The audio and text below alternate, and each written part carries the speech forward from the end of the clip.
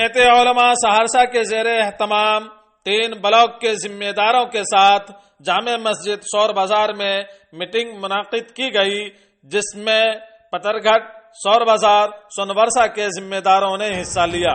تمام ذمہ داروں کے مشورے سے یہ طے پایا کہ کمشنری سطح پہ اجلاس عام ہو اور حضرت مولانا ارشد مدنی دامت برکاتہم اس کی صدارت فرمائے۔ میٹنگ کی صدارت ڈاکٹر معز الدین صاحب صدر جمعیت علماء سہرسہ نے فرمائی۔ دیکھیے کیا کچھ کہتے ہیں صدر صاحب۔